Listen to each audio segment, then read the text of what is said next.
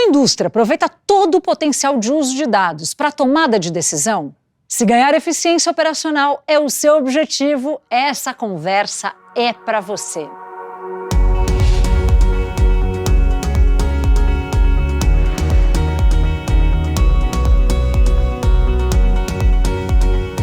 Olá a todos e todas, sejam muito bem-vindos a mais um encontro especial da Móbil, oferecida pela Moove, a nossa indústria. Meu nome é Lua Galvão e eu tenho o prazer de mais uma vez estar com vocês para mais um riquíssimo bate-papo. Dessa vez, gente, sobre um tema de alto interesse do nosso setor, que é o uso de dados na indústria.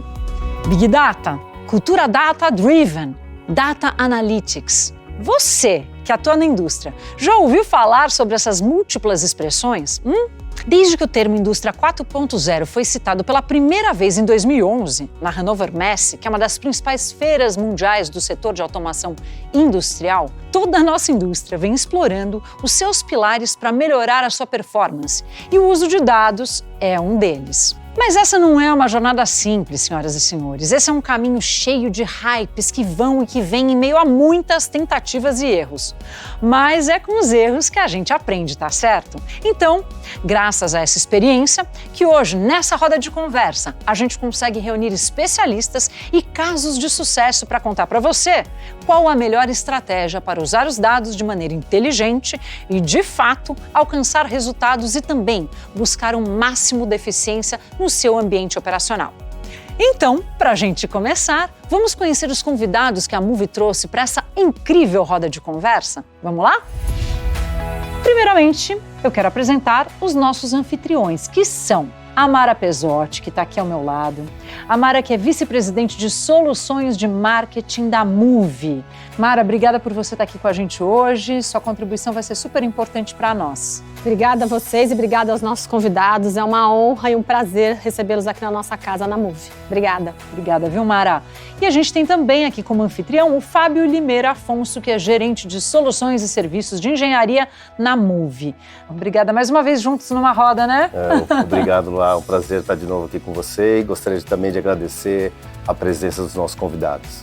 Muito bem, além de receber os nossos convidados, tanto a Mara quanto o Fábio vão trazer para a gente toda a experiência do desenvolvimento da Moove Engineering Solutions, que traz soluções que permitem a vocês, clientes da indústria, fazer ótimas aplicações de lubrificantes e também adotar a manutenção preditiva, que é excelente, com o uso do quê? Dos dados. Muito bem, agora eu quero apresentar também os nossos 3 convidados super especiais que estão conosco nessa rodada aqui de conversas. Eu vou começar primeiramente com o Gustavo Brito, que está aqui do meu lado. O Gustavo, que é diretor global de indústria digital da IHM Stefanini, empresa do grupo Stefanini, que é especializada no segmento industrial. Então seja super bem-vindo, viu, Gustavo? Agradeço o convite, espero poder contribuir na conversa que a gente vai ter na sequência. Certamente todos vão contribuir e muito, a gente quer ouvir muito vocês. A empresa do Gustavo tem vasta experiência na aplicação da ciência de dados no ambiente operacional. E o Gustavo está aqui conosco justamente para compartilhar um pouquinho dos seus aprendizados no setor. Uma vez que tantos dados são coletados e colocados para circular, garantir que eles estejam seguros é uma das partes mais fundamentais. Mas essa tarefa é mais complicada no ambiente operacional do que no corporativo. E quem vai trazer para a gente esse assunto aqui para a nossa pauta é o Felipe Costa, que ele é diretor de cibersegurança na ISA Brasil, que é a Sociedade Internacional de Automação. Então seja super bem-vindo e obrigada pela presença. Muito obrigado, agradeço a Moove, Móbil, pela oportunidade. É uma honra estar aqui e poder compartilhar um pouquinho do assunto de cibersegurança com vocês. Ele vai contar para a gente como é que funciona a chamada Cyber OT. Então, mais uma vez, obrigada, viu, Felipe, pela presença. E para a gente concluir aqui a nossa roda, tem uma convidada super especial que vai contar como tudo isso acontece na prática, em uma grande indústria. A gente conta então com a presença da nossa querida Stella Michereff, que é Head de Arquitetura de Data Analytics da Vale. Então, Stella, super obrigada por você estar presente com a gente também, viu? Eu que agradeço o convite. Acho que vai ser muito boa essa troca aqui de experiência e de informação. Certamente. Obrigada. Obrigada a você. Então, mais uma vez, sejam muito bem-vindos. Em nome da Móbil, da Moove, eu agradeço a presença de todos. Então, esse encontro, gente, é parte da iniciativa Movimentando Negócios da marca Móbil, oferecida pela Moove, e que promove conteúdo relevante para seus clientes, que são vocês, tanto da indústria quanto os nossos frotistas. Muito bem, todos preparados, gente? Vamos decolar aqui essa nave? Vamos juntos? Bora. Então vamos lá.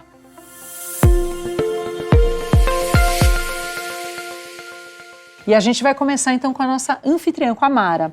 Mara, uma empresa como a Moove, que a gente conhece tão bem, né, que atende toda a indústria, tem também um olhar que é muito privilegiado nos movimentos do setor como um todo, certo? Certo.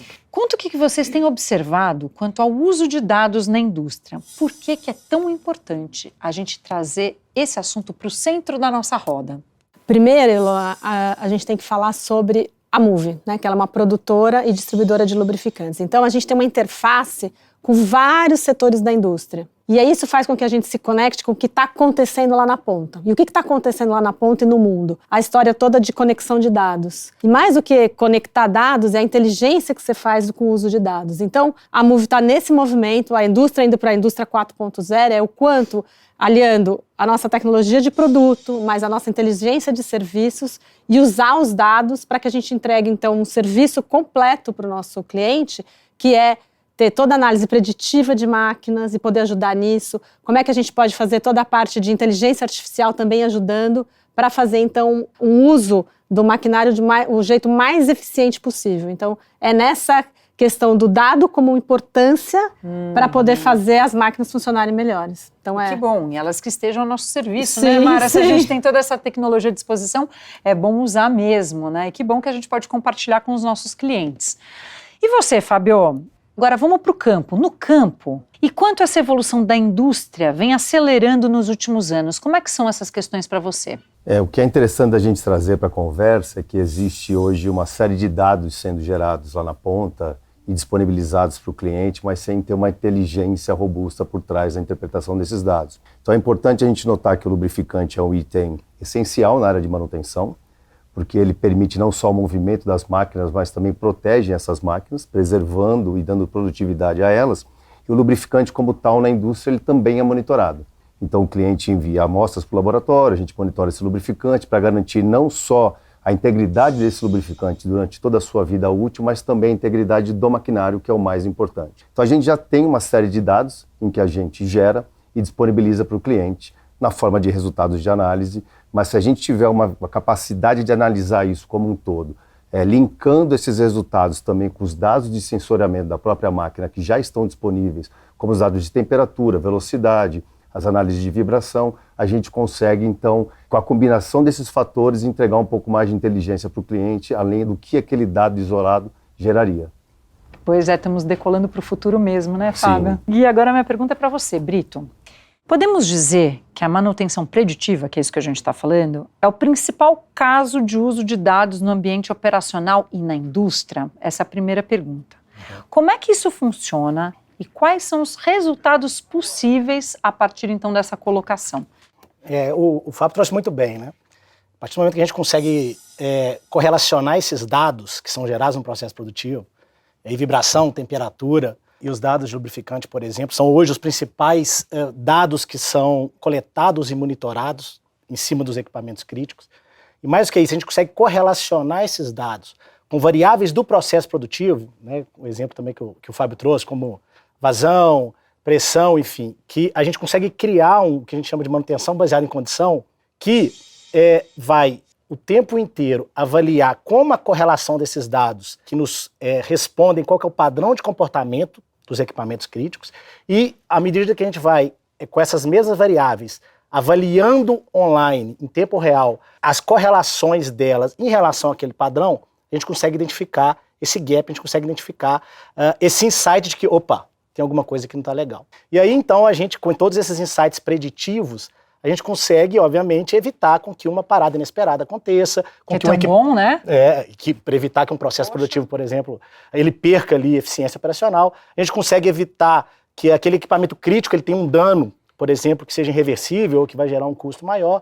Enfim, então, com todos esses insights, a gente consegue ter ganhos de eficiência operacional, a gente consegue ter um ganho em relação à vida útil dos equipamentos críticos, diretamente. Economia de recurso, né? Economia de Lógico. recurso, claro, e também pensar de uma forma estratégia a manutenção, né, de todos os equipamentos críticos envolvidos no nosso processo produtivo. O que eu ia comentar, só você falou da manutenção preditiva, assim, outros cases também, né? Um é segurança, mas aí talvez seja um pouco diferente do que você vai falar. O safety security, né? Segurança de pessoas mesmo, né? Tanto para eu poder evitar um acidente que ele venha acontecer também através de uma análise de uma série de condições, né, Estela? ou tirar pessoas de uma área operacional também. Então essa é uma outra coisa, né? Até caminhão autônomo, que hoje também usa muito a questão da inteligência artificial, que depois a gente vai falar um pouco mais. E a parte de melhoria operacional, né? Otimização operacional mesmo do processo produtivo, né? Na Vale, por exemplo, né? Que é uma empresa de mineração, onde eu tenho desde a mina até a usina, por exemplo, eu consegui otimizar o meu processo de produção, pensando no que eu tenho que entregar para o meu cliente, ter esse processo integrado, traz muitos ganhos, muitos benefícios. Que bom, é bom que a gente vai ancorando em exemplos reais, né? Mas o Fábio também tinha pedido para fazer uma colocação. Eu ia trazer Fábio. um complemento à fala dele, que eu acho que o importante é que os dados já estão aí, os dados históricos, mas o importante é uma plataforma robusta de machine learning, em que você consiga parametrizar para ela ir aprendendo com ela mesma durante o tempo e prevendo cada vez de forma mais assertiva as falhas que estão por vir. Era só um complemento aqui na fala. Não, super legal. Enfim. E todo esse ambiente de inteligência artificial, machine learning, acho que a gente está no início do início do início. É só a pontinha do iceberg que a gente está vendo ainda, né, Fábio? É isso aí. Tem muito que aprender. Muito bem, Estela, vou seguir meio aqui desse ladinho aí com você. E minha pergunta é a seguinte, olha, de que outras maneiras o uso de dados no ambiente operacional, ou que a gente chamou no comecinho, né, de OT, como se fala no setor, pode trazer mais eficiência operacional à indústria? E já seguindo, é possível para tomar decisões estratégicas com a ajuda desses dados? Isso acontece na Vale, Sim. Estela? Então, eu já falei um pouquinho de outros casos, né? Essa questão de segurança, né? De pessoas, de otimização da cadeia integrada, mas eu queria voltar no exemplo que eles deram da manutenção preditiva, como um caso real que a gente tem, tanto da análise individual do equipamento, do ativo, de eu saber a saúde do ativo e poder prever uma falha e conseguir fazer uma manutenção baseada na condição do equipamento, tendo uma visão maior dele, quanto também a gente tem dois níveis, tem esse nível do equipamento e um nível que eu olho, a minha visão dos meus equipamentos como um todo, até para eu otimizar paradas. Porque se eu sei quando eu vou ter que fazer uma parada de um determinado equipamento e a parada daquele equipamento vai, por exemplo, interromper a minha operação, o ideal é que eu pare todos que eu tenho que fazer a manutenção no mesmo momento. Essa visão de otimização, né, fazendo análise das ordens de manutenção, da condição dos equipamentos, olhando o todo, também é uma das coisas que a gente faz para poder otimizar e até mesmo otimizar investimentos, né? Eu saber quando eu preciso trocar algum determinado equipamento ou alguma peça de um equipamento, mas tendo esse olhar do todo para a gente ganhar em termos de, né, dessa visão de maior produtividade também. Existe esse desafio cultural, né, de transformar as decisões estratégicas que são muito baseadas em feeling, experiência, né? A indústria ela ainda tem esse conservadorismo, né, de geração por geração. A gente vai capacitando as gerações mais novas, quando acontecer isso, faz isso, quando acontecer isso, faz aquilo, enfim. A gente ainda tem muito esse viés carregado nas nossas decisões, né? A indústria tem isso. E a gente tornar essas decisões estratégicas realmente data-driven, né, realmente baseadas em dados, é o grande desafio que eu tenho visto nos meus clientes. A gente tem tentado ajudá-los a mudar, a transformar essa cultura. E isso passa por onde? Primeiro momento, é claro, é identificar objetivos de negócio, né, porque qualquer investimento, mesmo em infraestrutura de dados, em desenvolvimento de plataformas de machine learning, enfim, ele tem que ter um retorno lá na frente, né? E aí, a gente identificar primeiro qual que é o objetivo estratégico de negócio que a gente vai atacar nas nossas jornadas de dados. E aí, depois, na sequência, a gente identificar quais são os gaps de dados que a gente precisa, né? A frequência, a qualidade, enfim. A estruturação desses dados vem no segundo passo, né? Então, a gente tem visto muito essa jornada acontecer dentro do mercado industrial, para, enfim, a gente conseguir desenvolver os modelos data-driven, né? Os modelos de algoritmos que, enfim, conseguem trazer predições, aí já não só de manutenção, como de qualidade de produtos, de prevenção de acidente, enfim, aí tem uma série de casos que a gente consegue. Então, estou entendendo que quanto mais você abastece de dados, esses computadores, enfim, que fazem essas predições, melhor a gente vai ter no futuro todas as análises, é isso? A gente está no momento abastecendo com essa data, né? Perfeito, porque a gente passa a tirar, obviamente, as decisões do feeling, da experiência, e o algoritmo ele toma uma decisão baseada em dados, então não tem como. Ele vai te trazer insights para algumas decisões ainda serem baseado por eles. Em alguns casos, se a gente chega no nível mais alto de maturidade analítica, que é prescrição, ou seja, o algoritmo ele não só ele consegue fazer uma predição de um evento, como o algoritmo ele intertrava um processo produtivo, por exemplo, para evitar com que aquele acontecimento inesperado aconteça. E a gente não pode ter medo, né, gente? Porque se os dados estão aí para ajudar e fazer essa predição e ajudar, a gente tem que confiar nisso tudo que está sendo abastecido, né? Com certeza, e ver o dado como uma ferramenta extremamente útil para tomada de decisão. Que no final das contas é isso. A gente Porque no quer final ter... o insight nosso nem sempre está certo, né? O nosso lógico, feeling, né, lógico. Mara? E aí você tem o dado ali concreto para você ajudar na tomada de decisão. Então, é muito interessante, né? Toda a jornada que você tem do dado, o quanto ele pode ajudar numa cadeia inteira produtiva. Muito bom. Bom, a próxima colocação eu vou trazer, mas vou abrir aqui para a roda para quem quiser responder. O que é inteligência artificial, que é a pauta do momento e que a gente está falando desde o começo da roda, traz de perspectivas para o uso inteligente dos dados na indústria? O que a gente pode esperar para o futuro, pessoal? Bom, acho que essa pergunta que eu jogo para todos e vamos ver quem quer começar a responder. Eu posso, começando a resposta para todo mundo poder contribuir. Como a Mara já falou, né, o volume e a quantidade de dados que a gente tem, né, e potencialmente que a gente vai ter no futuro, ela é muito grande. A inteligência artificial vai trazer o poder de analisar esses dados, né, de chegar a conclusões a partir desses dados que seria impossível você fazer isso numa capacidade de uma pessoa. Né? Eu acho que esse é o grande diferencial, né? E até dados de pesquisa do IDC fala que nos próximos 5 anos a gente vai dobrar a quantidade que a gente tem de dados digitais. Então, assim, é muita informação. A gente nem tudo a gente captura ainda, a gente vai capturar muito mais dados, né, de sensores.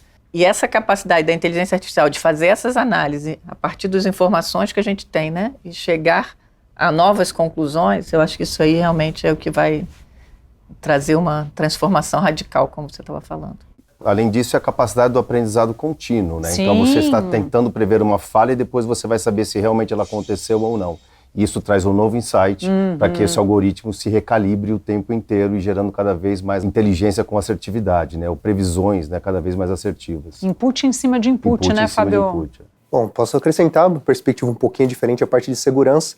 O conceito é o mesmo, né? Você tem um monte de dados e a inteligência ela sempre ajuda a gente filtrar os insights, né? Que isso que é o mais importante. Um exemplo, né? Geralmente quando a gente começa uma análise de segurança, se você não faz nenhum tipo de inteligência artificial, você tem centenas, até milhares de alarmes, né? Então, quando você coloca a inteligência artificial para te ajudar a filtrar, baseado em padrões de rede, baseado no padrão de comunicação da própria empresa, ela já consegue te direcionar, por exemplo, para uma dezena, né? Então, realmente, a gente vê que, na minha opinião, é um caminho sem volta, a adoção da inteligência artificial em todas as suas ramificações, na segurança, sem dúvida nenhuma, porque na outra ponta, né, os famosos hackers, eles utilizam em massa, né, isso contra, né, as infraestruturas, então é um caminho que a gente tem que percorrer. Olha, eu que fiz já o caminho de Santiago, eu acho que tem uma coisa que a gente sempre fala, o caminho se faz caminhando. É isso aí. E eu acho que nesse caso não é diferente. Do caminho real para esse caminho, essa jornada que a gente vai caminhar enquanto humanidade versus tecnologia, não dá para saber tudo agora, né, Felipe? Então eu acho que a gente realmente, conforme a gente for caminhando, as coisas vão se apresentando e a gente vai tomando as decisões, né? E eu vejo uma diferença de comportamento, né? Porque assim, a partir do momento que você tem muito dado, você precisa também estar flexível, aberto para o aprendizado, um aprendizado constante.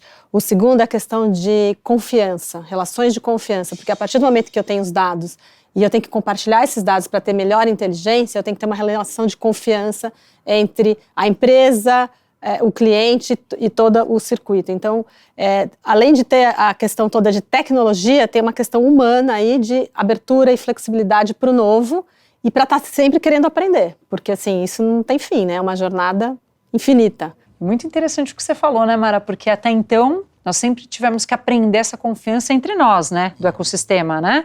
Que trabalhamos juntos. E agora a gente vai ter que, né, transferir essa confiança para as máquinas também. Para essa inteligência, que às vezes pode ser até que esteja acima de nós, né, Mara?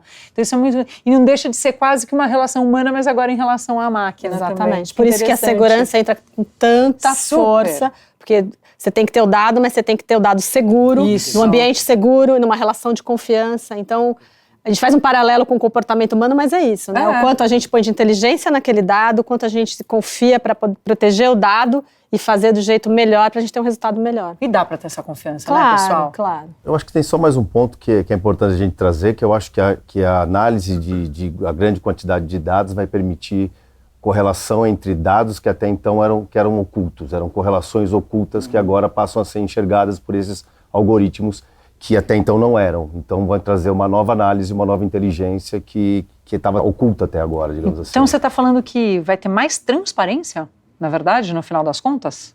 Pode te chamar assim, Fábio? É, mais ou menos. Novos insights, talvez. Novos insights talvez seja melhor.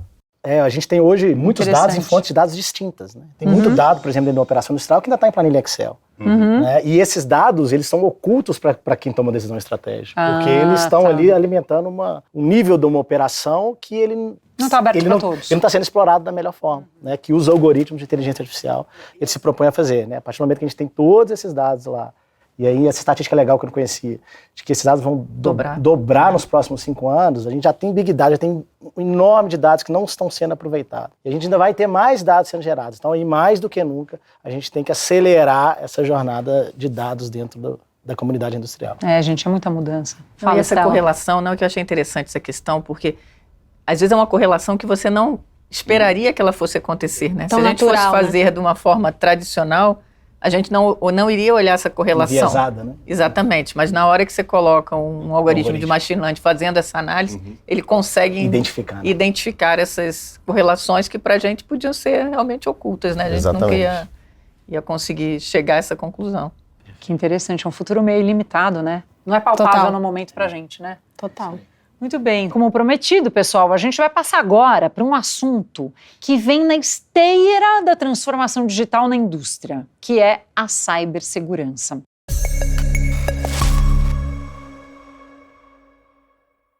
Para a gente começar, Felipe, conta pra gente.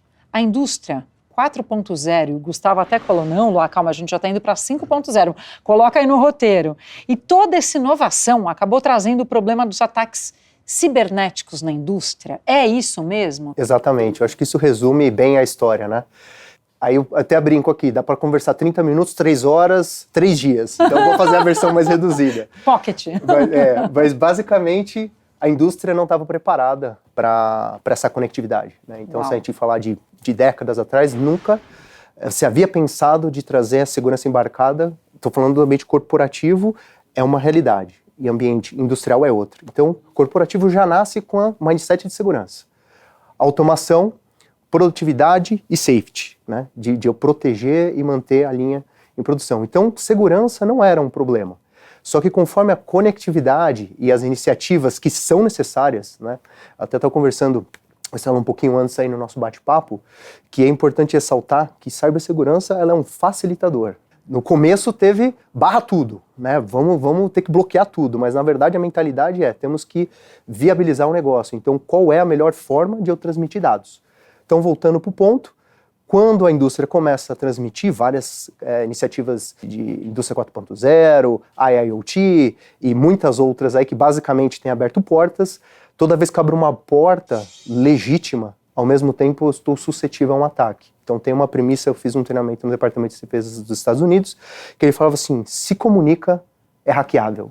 Então essa é uma premissa que a gente precisa ter. Então se eu estou abrindo portas, eu evidentemente estou correndo um risco, né, sobre essa porta de comunicação. Então existem formas que a gente vai conversar cadeados, né? De como que a gente abre essa superfície de ataque da melhor maneira possível. A partir do momento que você tem os dados disponíveis e com toda a conectividade que a gente tem hoje, né? Se eu estou falando de tecnologia, eu estou falando de inteligência artificial, eu estou falando de cloud, de alguma forma você está dando visibilidade para aquela informação e para aquele dado. Então, imagino que a segurança, ela caminha junto exatamente para isso, né? Para ir buscando os cadeados das possíveis exposições que você tem dentro de uma cadeia inteira, né? Sim. Porque é um risco muito profundo, né, Sim. Felipe? Sem dúvida, mas é importante entender que a aplicação e os riscos dentro da indústria são completamente diferentes dos riscos dentro da área corporativa. Então, aproveitando que você trouxe para a indústria de novo, eu quero fazer minha próxima pergunta em cima, então, desse ecossistema, né? O industrial brasileiro, na sua opinião, Felipe, ele está preparado para se proteger? O pessoal já entende o tamanho do risco que corre? Eu acredito que a gente evoluiu muito, mas é uma jornada. Hoje eu tenho o privilégio de trabalhar em projetos com todas as Américas. Então, foi uma surpresa inicialmente ver que a indústria como um todo, mundialmente, ela está sofrendo o mesmo desafio. Não é apenas o Brasil.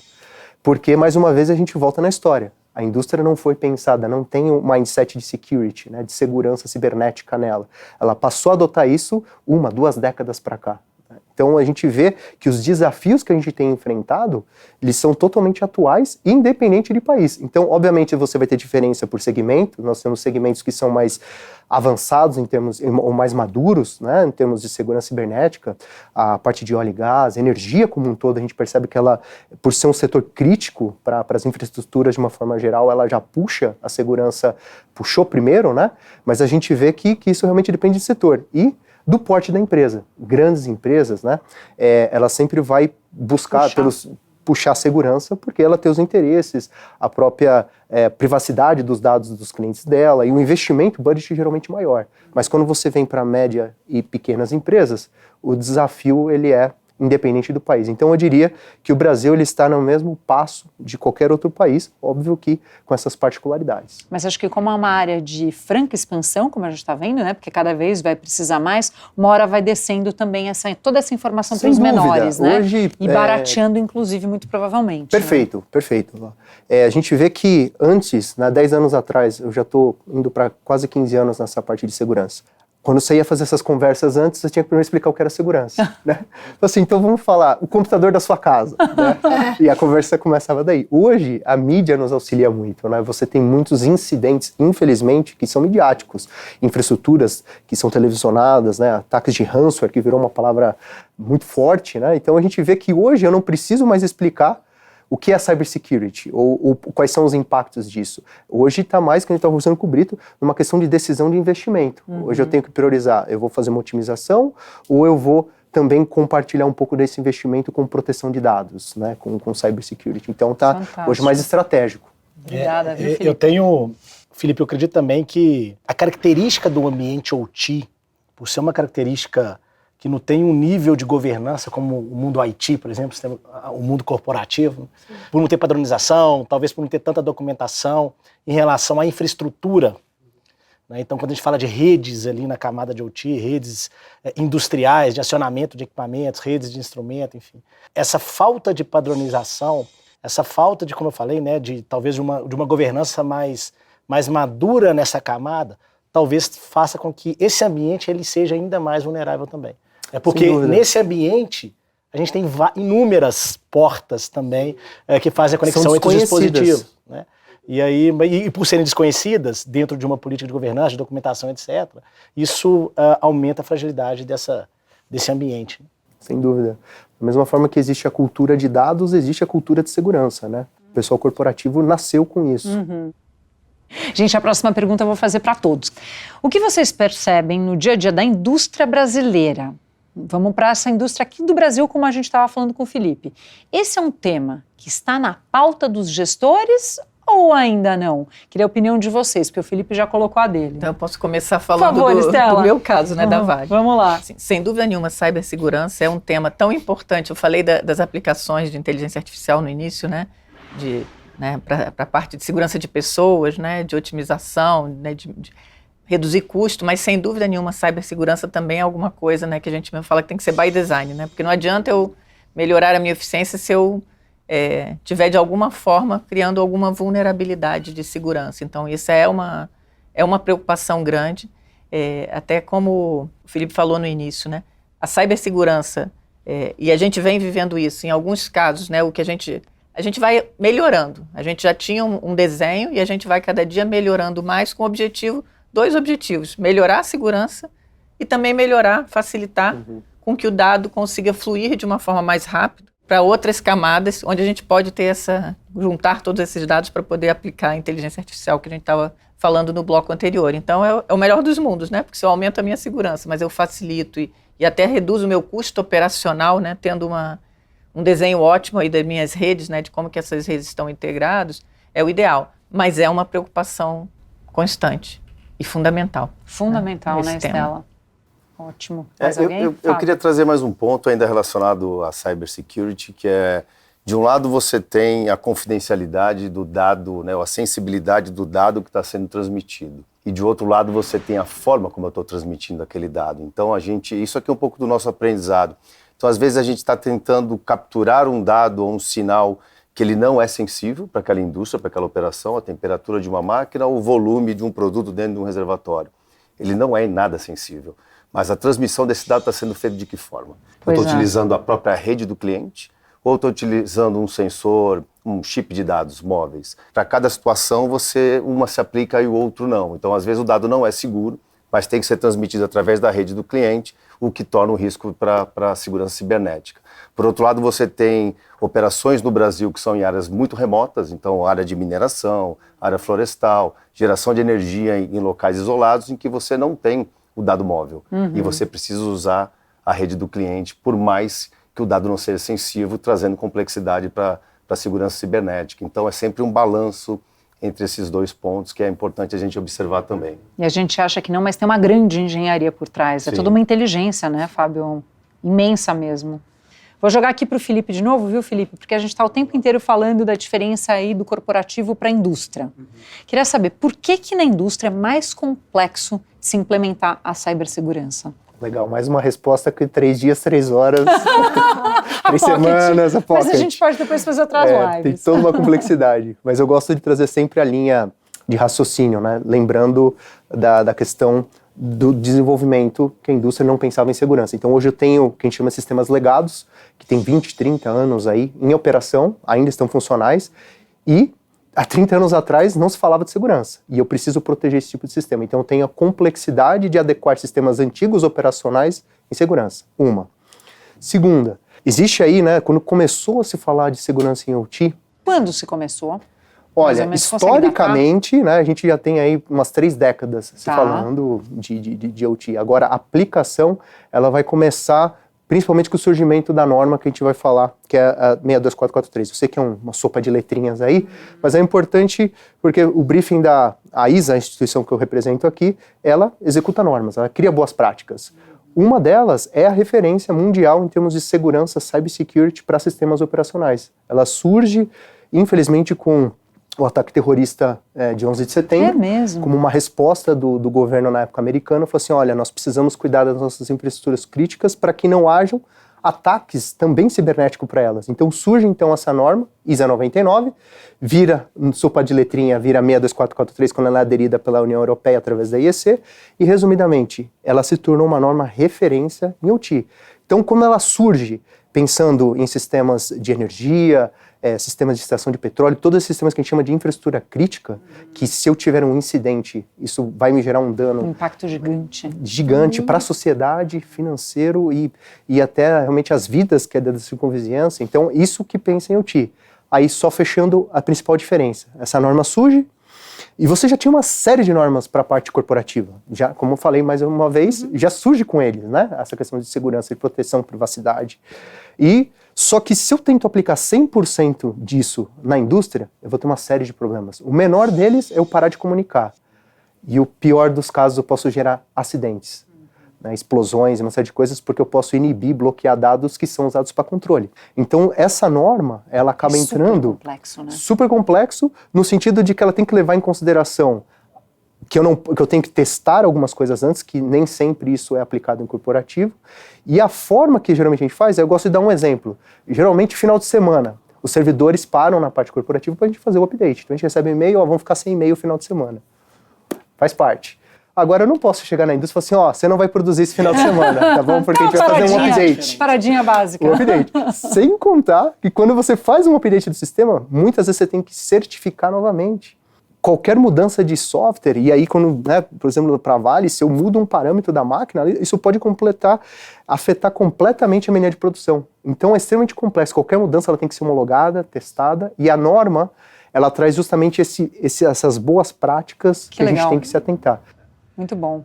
Muito bem, está encerrado o nosso bloco de cibersegurança. Obrigada, Felipe, o nosso mago aqui da cibersegurança, né, Felipe, que sabe tudo.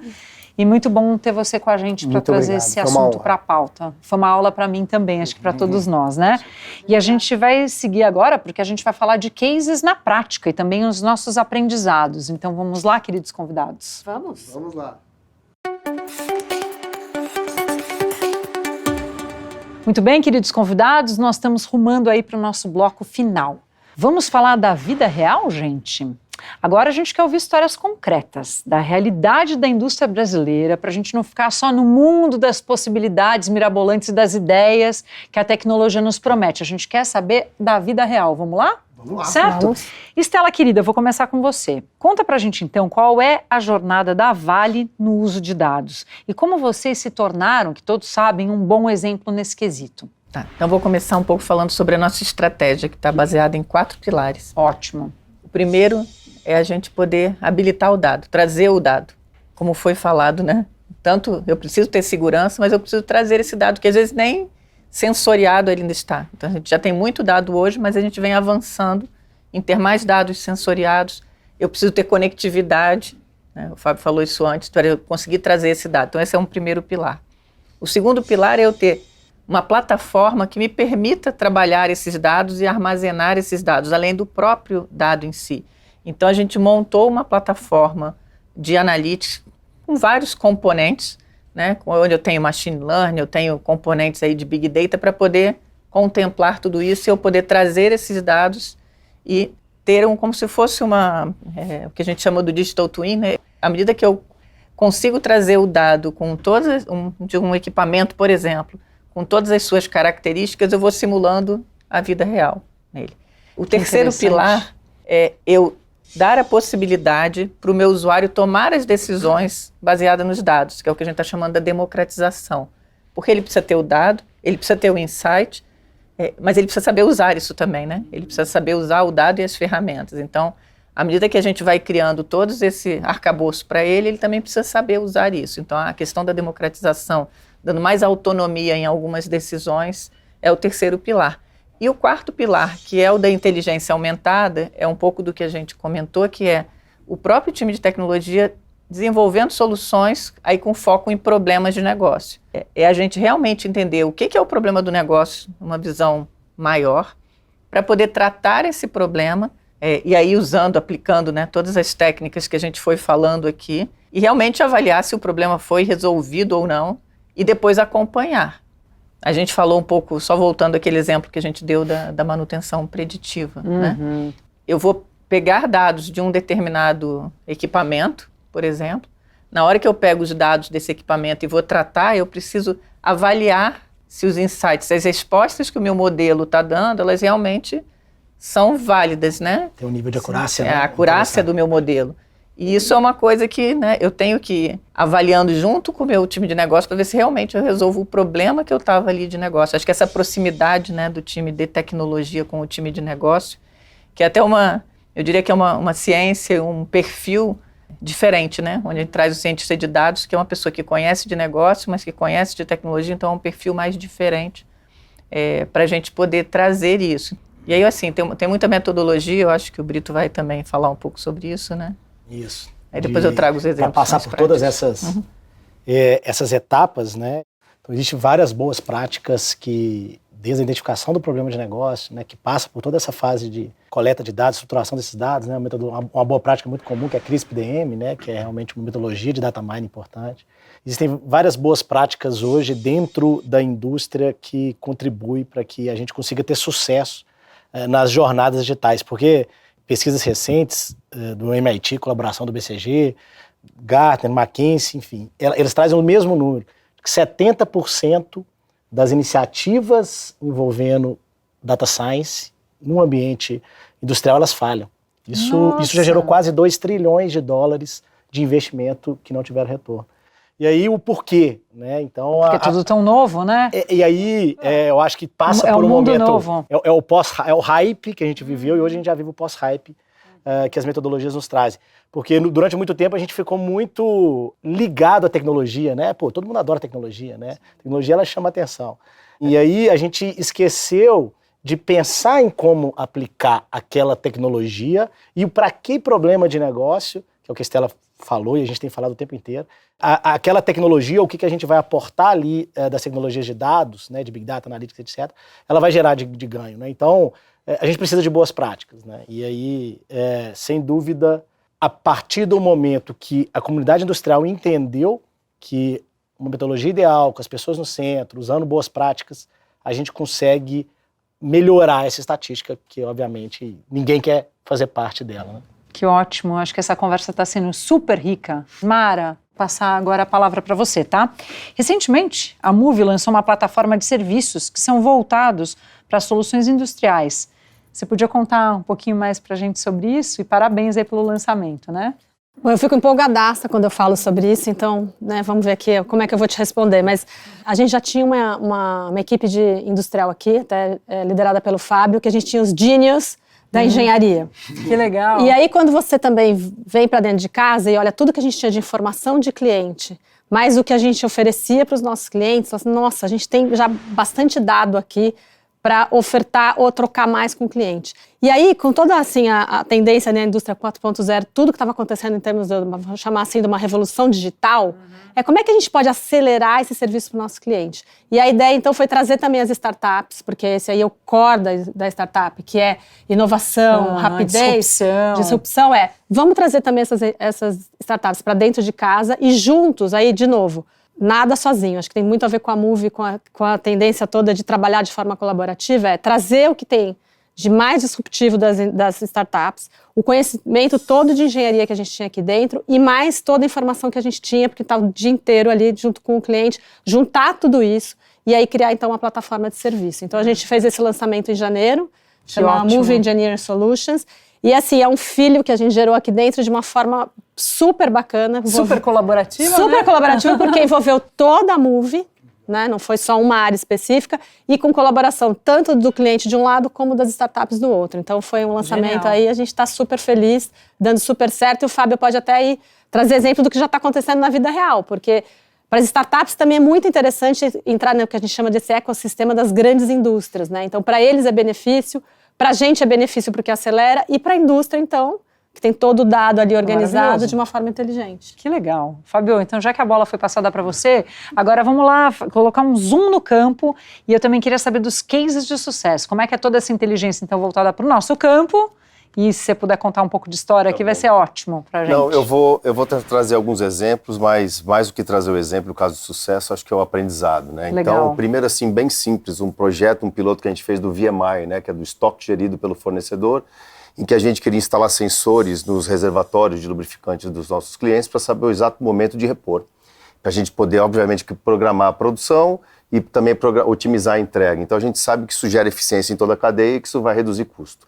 Mas a gente não tem isso quantificado. Então, vamos fazer um piloto e vamos aprender e vamos ver quanto isso a gente consegue quantificar. Vamos estratificar esse valor que tem na mesa aí. A gente foi bem sucedido, mas acho que o principal aprendizado foi da cybersecurity, porque você chega com um sensor e você diz, então agora eu vou utilizar um dado móvel que não passa pela rede do cliente, eu vou utilizar a rede do cliente. Aí começa toda uma complexidade, porque o dado em si não era sensível, né? Vamos ligar para o Felipe.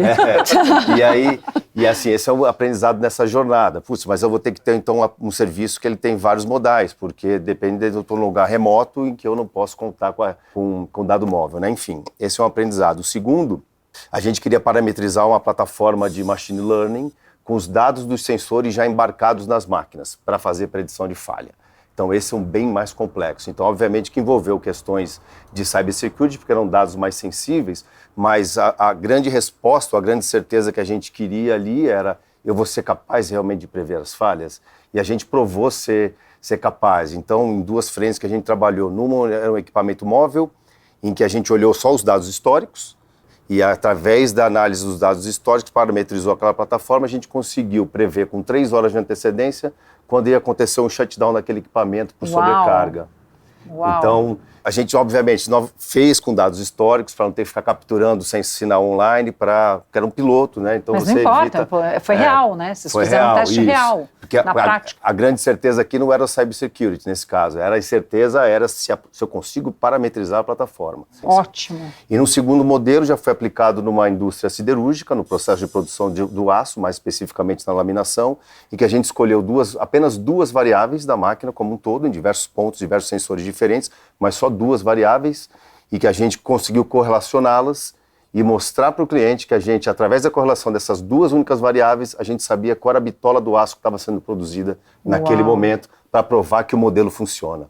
Então eram pilotos cuja incerteza era, sou capaz de prever alguma coisa ou não. Pilotos da vida real, né? Exatamente. E como a Mara comentou no começo, trazendo confiança, né? Total. Quando você prova para o cliente que é isso, você consegue prever mesmo, é Exato. excepcional, né? É isso aí. Que joia, ótimo. Vamos seguir, gente. Brito, você consegue nos contar outros casos de uso de dados na sua experiência na indústria com resultados significativos? Quero saber dos seus clientes. Vamos lá. Legal. Dentro de toda essa abordagem comum, né, essas boas práticas que a gente viu aqui hoje, de aplicação de ciência de dados, a gente tem casos de predição de qualidade, né? Então, ao invés de esperar um resultado de um laboratório, por exemplo, de um produto, para ter certeza que aquele produto está num padrão, no nível de qualidade que nos interessa, a gente já conseguiu aplicar, né, algoritmos em diversas indústrias, de cosmético, de mineração, predição de sílica em colunas de flotação, em indústria de celulose, né, então a predição do teor de alvura, né, que é o quanto é branco ali a folha de celulose, predição de trinca em tubos, né, numa produtora de tubos, você consegue fazer uma predição de que aquele tubo vai trincar numa determinada fase do processo. E aí lembra quando a gente fala de maturidade analítica, né, então nesse caso, eu não só tenho a predição de que, aquele batelada de tubos ela vai trincar na saída do forno de têmpera, que é esse caso, como eu consigo chegar no nível prescritivo, ou seja, o algoritmo ele trabalha no set point do controle do processo para evitar com que aquele tubo... Para dizer onde exatamente, quando que vai gerar aquela trinca. Aquela trinca ela vai gerar, se eu não atuar. E aí o algoritmo atua, ao invés de sinalizar para a operação ou para o diretor operacional. Imagina a economia disso num sistema de produção. Exatamente. E aumento de produtividade. A mesma análise para todas essas predições de qualidade, né? Ao invés de eu em determinado processo que após 3 horas que eu tenho um resultado de um laboratório sobre a qualidade daquele produto, se de forma preditiva eu já consigo ter um nível de acurácia que aquela batelada ou aquela produção ela não vai nos atender, eu já trabalho de forma antecipatória para evitar... E não gastou 3 horas à toa, né? E não gastei 3 horas, não gastei energia, não gastei mão de obra, enfim. A gente tem casos interessantes também que endereçam agendas SG dos nossos clientes. Então, eu tenho um caso de predição de vazamento em tubulações. E esse caso também é no nível mais alto, ele não é só preditivo, ele é prescritivo, que ele não só ele identifica que vai vazar determinada polpa, como ele também intertrava o processo, ele trabalha na velocidade das bombas para evitar que aquele produto ele seja vazado. Ele diz o que pode acontecer e ainda aponta a receita mágica do como aquilo não vai acontecer. Se vocês fizerem tal coisa aqui, operacional dessa forma, não vai acontecer. É isso? Não vai acontecer e eu estou atuando sobre o processo para evitar que isso aconteça. Nossa, exatamente. É complexo. E tem um caso também recente que é interessante, ainda também endereçando a agenda ESGs, né, principalmente a agenda ambiental. E esse caso foi legal porque ele não só faz a predição de emissão de poluentes, como para evitar que esse poluente ele saia de um nível, né, regulatório permitido, ele reduz a variabilidade do processo. Nesse caso, a gente está falando de forno de laminação, coincidentemente. E aí, a partir do momento que a gente trabalhou nesse problema de negócio, que é usar algoritmos de inteligência artificial para evitar que esse particulado ele sobreponha o nível que a gente precise, a gente trabalhou na redução da variabilidade e a gente acabou ganhando eficiência. Então, o cliente ainda teve um resultado secundário, tangível, direto, que foi melhorar a eficiência operacional. O Brito, e a gente já trouxe essa pauta aqui para o centro, porque a gente, às vezes, parece falando para quem está nos assistindo que isso só é viável quando a indústria é muito grande, de um porte grande demais. Eu estou entendendo, e acho que o Felipe já trouxe, que isso pode descer para todos os níveis da indústria. Isso, perfeito. Pequenas, médias, grandes e imensas. Perfeito. Tem uma indústria de tintas que não se compara, né, ao porte das grandes indústrias brasileiras, nesse caso ela até nos Estados Unidos, aonde a gente consegue também, aí nesse caso aí é um caso de manutenção preditiva, né, um caso de manutenção, a gente consegue gerar resultado direto para o negócio. Então, realmente, a gente não está falando só das grandes empresas, a gente está falando de todos os níveis que a gente tenha geração de dados, né, no chão de fábrica e que as decisões operacionais ainda estão sendo tomadas baseado em feeling, experiência, em vieses, né? Que legal, obrigada, viu?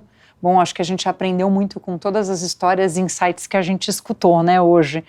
O que a gente pode tirar de substrato, gente, principal? Vocês querem... O que cada um aprendeu? O que vocês querem trazer aqui para a pauta agora? Bom, acredito que eu aprendi com a experiência dos colegas aqui que compartilharam, é importante a cultura, né, dos dados. Isso se aplica aos dados, se aplica à segurança, então não adianta você simplesmente querer, né? Precisa ter metodologia e mais do que isso, né? Precisa a empresa estar comprometida com isso. Então o case que ela colocou foi justamente isso, a empresa toda atuando, conseguir obter um resultado. Então a cultura do dado ela é muito mais importante do que só o projeto em si. Então tem que ter comprometimento da alta gestão e de toda a equipe que está participando, né? Que aí sim a gente vai conseguir atingir os resultados. Cibersegurança, otimizações de processo. Então foi bacana ver essa visão dos demais colegas um pouco fora, né, do contexto de segurança, trazendo esse contexto de produção, etc., que realmente a gente vê que a essência, que o extrato é o mesmo, né? Basta a gente colocar as peças no lugar certo, que aí a coisa se encaixa. Isso que é o interessante de uma roda de conversa, Exato. né? Por isso cada um de vocês de uma área de inteligência, né? E a gente trazendo, na verdade, um insight de cada um aqui para o centro. Quem mais gostaria de contribuir? Eu queria corroborar aqui com os pilares que a Estela trouxe da Vale, que eu acho interessante, porque quem não acompanha de perto essa jornada, e essa jornada do aprendizado, eu preciso capturar o dado, depois eu preciso armazenar o dado, aí tratar o dado, gerar insights e fazer com que o usuário lá na ponta depois tome uma atitude em cima dos insights. Então tem uma jornada que não é tão simples. A gente acaba falando de IoT, conectividade, e acha que vem, né, de uma forma muito simples, como abrir a torneira e ter água filtrada, e não é.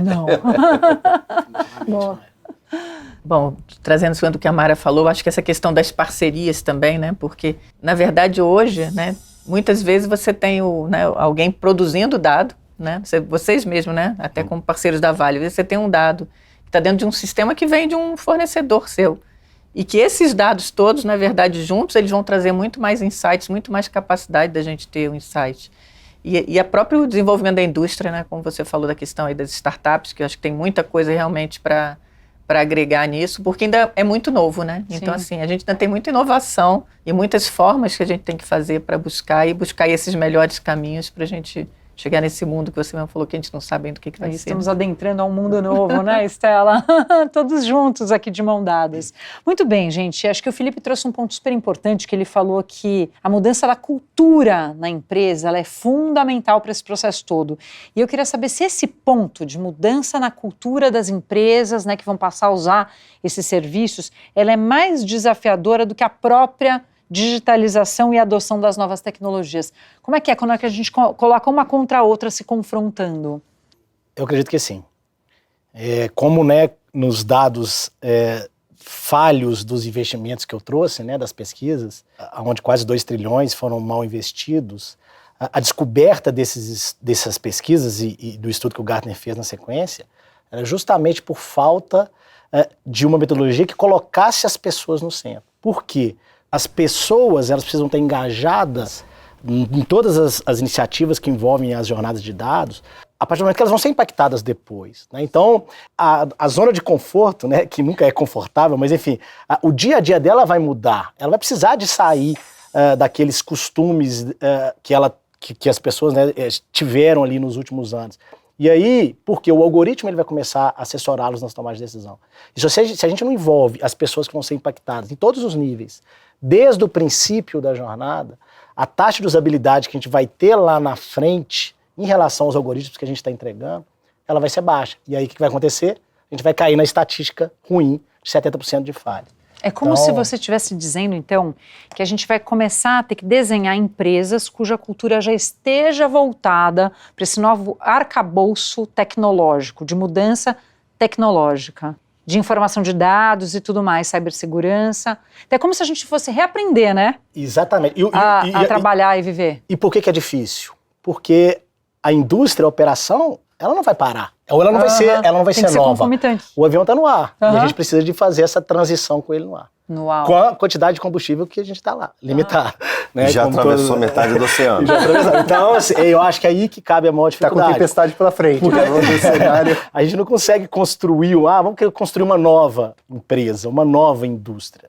A indústria está aí, ela já existe, ela já gera resultado para os acionistas. É uma nova visão, talvez, né? Como que Não eu uma vou nova fazer indústria. essa transformação dessa nova fase, e não dessa nova indústria? É isso aí. E legal. para mim tem uma coisa assim que primeiro é não ter medo das novas tecnologias, porque às vezes se cria quase que uma entidade do que é o cybersecurity, do que é a tecnologia.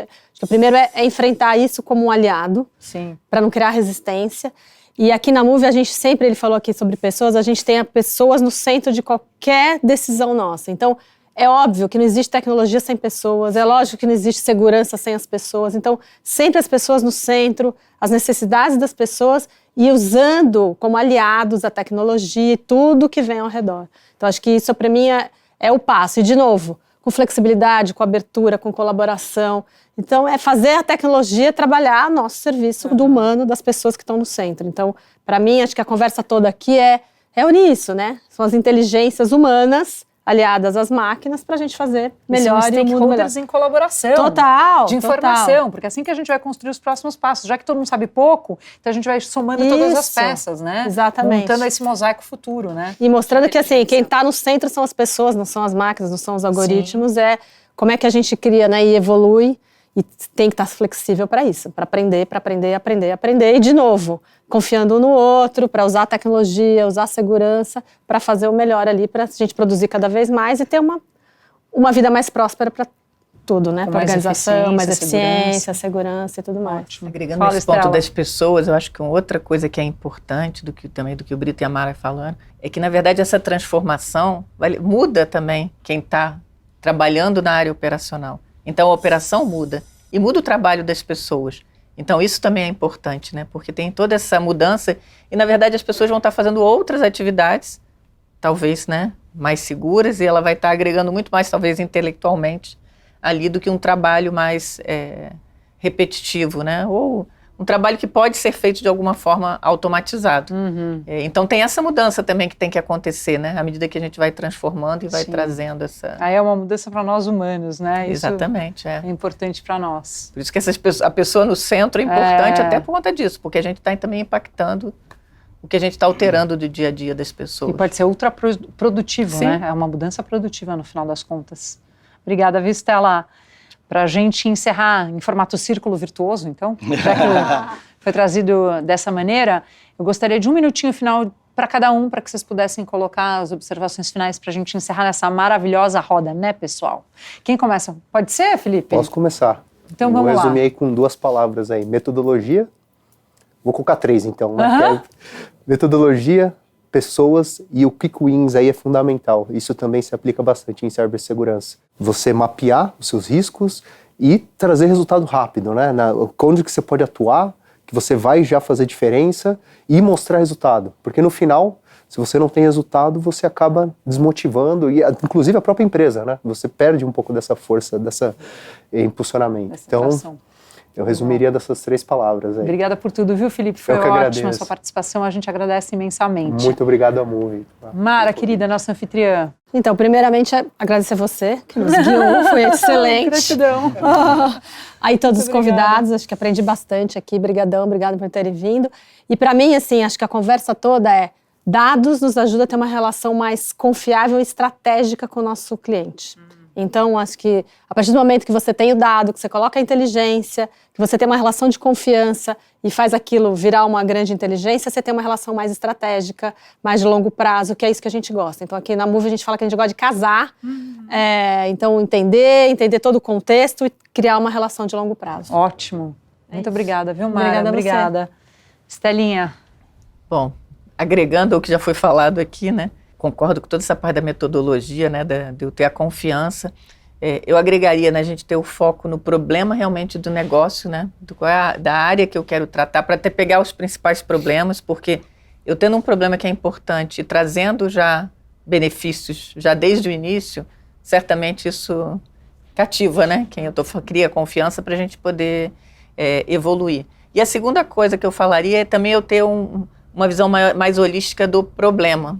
Porque muitas vezes a gente falou muito aqui das técnicas mais relacionadas à inteligência artificial, mas a gente tem que olhar o todo. Muitas vezes eu tenho um problema de conectividade, eu tenho outras coisas quando eu estou falando, por exemplo, na indústria, né, principalmente na indústria de mineração, e que eu tenho que me colocar realmente no lugar de quem está ali na área operacional para entender o problema dele, o dia a dia dele, até a urgência em relação a alguns pontos, para realmente a gente conseguir, porque eu acredito que com o benefício que a gente traz com dados de inteligência artificial, a gente vai realmente fazer uma grande transformação. Mas começar pelo principal e ter esse aliado realmente em quem vai usar as soluções que a gente vai trazer. Obrigada, Vistela. E obrigada pelo convite. Para toda a equipe sua da Vale, eu acho que é isso mesmo. O Olus, que é o todo, né? A gente pega a raiz da palavra, tem que estar em ação cada vez mais mesmo nesse mundo que a gente vai adentrar, né? Em todos os sentidos, que a gente possa ser colaborativo e cooperativo, sempre olhando para essa visão mais sistêmica e integral, né? Muito bem, anfitrião Fábio. Vamos lá. Querido, mais uma vez, obrigada, né? Queria agradecer a Estela, o Brito, o Felipe, a você também, Luá, pela mediação. Obrigado pela troca de experiência. E com a colocação final a gente tem o privilégio de ter um produto que está em todos os setores industriais, em todos os veículos fora de estrada e dentro de estrada. Então a gente está, quando a gente fala do campo à mesa, digamos assim. Só que a gente não quer se colocar, além de ter um produto de alta tecnologia, não quer se colocar só como fornecedor de produtos. Então a gente quer fazer parte de toda a solução. Então levar produtividade, levar a maior segurança ao trabalhador. E não tem como a gente fazer isso só fornecendo o produto, e não tem como a gente fazer isso se a gente não estiver inserido nessa indústria 4.0. Então o Big Data, a conectividade, machine learning, tudo isso que ajuda na predição de falhas, na melhoria do processo produtivo, é onde a gente está se colocando como um parceiro estratégico dos nossos clientes, que vai além do fornecimento de produto, mas pensando na solução como um todo. É assim que a gente está guiando a nossa empresa para se destacar cada vez mais. Muito obrigada, viu, Fábio? Que bom que vocês estão sempre de olho no futuro, né? Escolhendo as melhores ferramentas para a gente transitar para esse novo momento. Obrigada mesmo. Brito? Eu acho que foi realmente uma conversa muito rica. Super. Que apesar de interessante, que apesar de diferentes perspectivas, diferentes experiências e diferentes indústrias e modelos de negócio, percebe-se que tem um mindset, né, um pensamento aqui que se converge. Comum, né? Então foi bem interessante. Comum. É sinal de que a gente está no caminho certo. Legal. Muito obrigada, viu? Obrigado. Então, mais uma vez, obrigada a todos que participaram. Acho que esse é o sentido, né, de uma roda de conversas que a gente trazer para o centro, né, todos os insights, as vivências, as experiências, para a gente construir o conhecimento juntos, né? E com isso, querido público, nós estamos chegando ao fim, que pena, né, do nosso produtivo encontro, mais do que produtivo encontro. Muito obrigada a todos que contribuíram, mais uma vez imensamente, para essa nossa roda de conversa. Obrigada a você também que nos assistiu até aqui.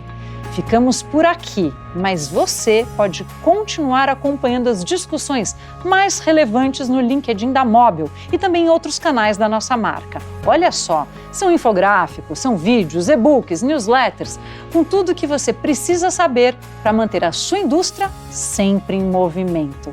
E se você gostou dessa conversa, comenta aqui, compartilhe com suas equipes e também com os seus colegas. Muito obrigada a todos. A Mobil agradece e até a próxima. Tchau, pessoal! Tchau, pessoal! Obrigada a cada um! Obrigado. Valeu,